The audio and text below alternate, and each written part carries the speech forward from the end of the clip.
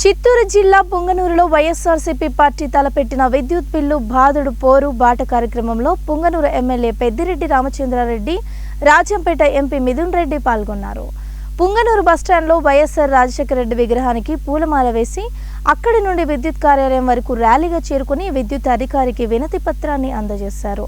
ఈ సందర్భంగా ఎంపీ మిథున్ రెడ్డి మాట్లాడుతూ, ఎన్నికల ముందు ప్రస్తుత ముఖ్యమంత్రి చంద్రబాబు నాయుడు ఊరూరు తిరిగి ఎక్కడ విద్యుత్ ఛార్జీలు ఎక్కువ ఉందో అక్కడ విద్యుత్ ఛార్జీలు తగ్గిస్తామని మాటలు చెప్పి ఇప్పుడు ప్రభుత్వం ఏర్పడిన 6 నెలల కాలంలోనే 2 సార్లు కరెంటు బిల్లు పెంచి 15,000 కోట్ల ప్రజలపై మోపి పీల్చి పిప్పి చేస్తున్నారన్నారు. అదేవిధంగా ఆనాడు ప్రకటించిన హామీలను నెరవేర్చకుండా అమరావతిలోనే అభివృద్ధి చేయాలని భావిస్తున్నారన్నారు.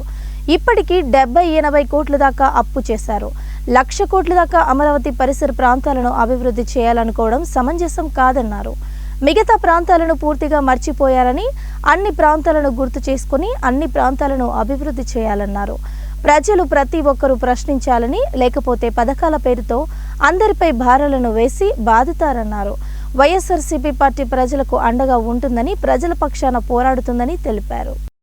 ఎక్కడ కూడా పెన్షన్ ఎక్కడైనా విద్యుత్ ఛార్జీలు ఎక్కువ అనిపిస్తే తగ్గిస్తానని చెప్పి ఊరు తిరిగి చంద్రబాబు నాయుడు గారు ప్రజలకు హామీ ఇవ్వడం జరిగింది. ఈరోజు ఎలక్షన్ల తర్వాత ఓట్లు వేసేసారు, అధికారంలోకి వచ్చామని చెప్పి ఈరోజు వచ్చిన 6 నెలల లోపునే 2 సార్లు విద్యుత్ ఛార్జీలు పెంచి దాదాపు 15,000 కోట్ల భారం ప్రజలపైన వేయడం జరిగింది. ఇదే కాదు, చెప్పిన ఏ హామీ కూడా ఈరోజు నెరవేర్చిన పరిస్థితి ప్రజలందరూ కూడా గమనిస్తూ ఉన్నారు. ఇవన్నీ కూడా మంచి పద్ధతి కాదు. వైఎస్ఆర్ కాంగ్రెస్ పార్టీ ఖచ్చితంగా ప్రజల తరఫున పోరాడుతుంది. ప్రజలందరూ కూడా గమనించాలి.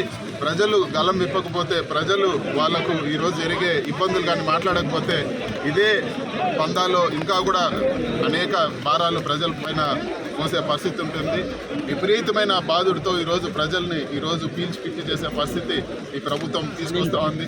కేవలం కొన్ని గ్రామాలే రాష్ట్రం అనే విధంగా ఈరోజు వ్యవహరిస్తూ ఉన్నారు. అమరావతి అనే కొన్ని గ్రామాలకే ఈరోజు 70,000-80,000 కోట్లు ఇప్పటికీ అప్పు చేశారు. దాదాపు 1,00,000